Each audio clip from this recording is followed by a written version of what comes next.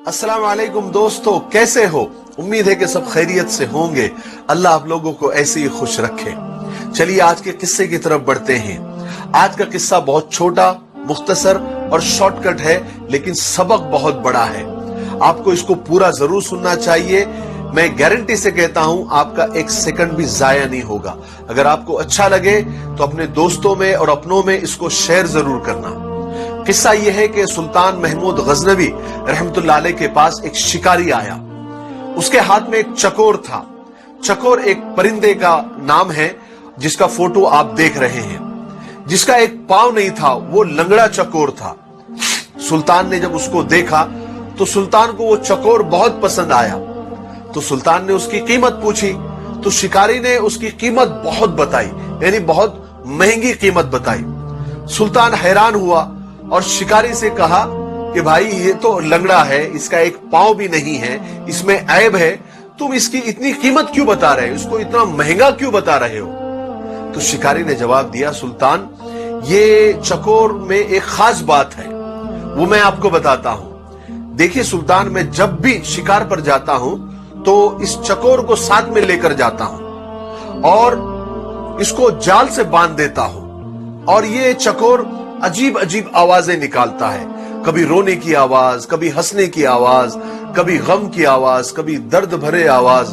तो इसकी आवाजें सुनकर ये अपने साथी चकोरों को बुलाता है, अपने कौम के चकोरों को बुलाता है, और इसकी अलग अलग आवाजें सुनकर बहुत सारे चकोर इसके पास आ जाते हैं और जाल में फंस जाते हैं। और फिर मैं उन चकोरों को पकड़ लेता हूं, उनको बेचता हूं, और इसकी इसी टैलेंट की वजह से मैंने बहुत सारे पैसे कमाए हैं, बहुत सारे चकोरों को फंसाया है, तो इसमें यह टैलेंट है। जब सुल्तान ने यह बात सुनी तो मुंह मांगी कीमत देकर उस चकोर को खरीद लिया, और जैसे ही खरीदा ऑन द स्पॉट वहीं पर उस चकोर को जुबाह कर दिया, उसके टुकड़े टुकड़े कर दिए। सब लोग हैरान, दरबारी हैरान, शिकारी हैरान। शिकारी ने हैरत से पूछा कि सुल्तान, आपने इतनी महंगी कीमत देकर, मुंह मांगी कीमत देकर इस चकोर को खरीदा और उसको जुबाह कर दिया, उसके टुकड़े टुकड़े कर दिए, क्यों? तो सुल्तान ने उस वक्त बड़े तारीखी जुमले कहे जो हम सबको याद होने चाहिए, जिंदगी भर याद रखने चाहिए। सुल्तान ने कहा, जो दूसरों की दलाली के लिए अपनों से गद्दारी करता है उसका यही अंजाम होना चाहिए, उसको जुबाह कर देना चाहिए, उसको कत्ल कर देना चाहिए। उसका जिंदा रहने का उसको हक नहीं है। उसका जिंदा रहना अपनों के लिए और अपनी कौम के लिए वबाले जान है।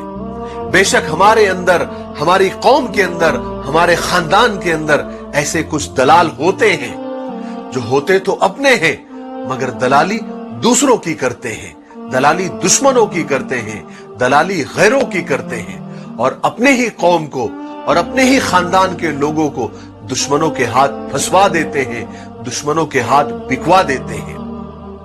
मुझे इसी बात पर इकबाल अशर साहब के कुछ अशार याद आ गए। वो फरमाते हैं कि सिमट के रह गए माजी के दास्तानों तक, हुदूद जात से आगे निकलने वाले लोग। सितम तो ये है कि हमारी सफों में शामिल है, चिराग बुझते ही खीमा बदलने वाले लोग। हमारे दौर का फिरौन डूबता ही नहीं, हमारे दौर का फिरौन डूबता ही नहीं, कहां गए पानी पर चलने वाले लोग। अल्लाह हमारी कौम के दलालों से और हमारे खानदान के दलालों से हम सब की हिफाजत फरमाए। मुझे दुआओं में याद रखें। अस्सलाम वालेकुम।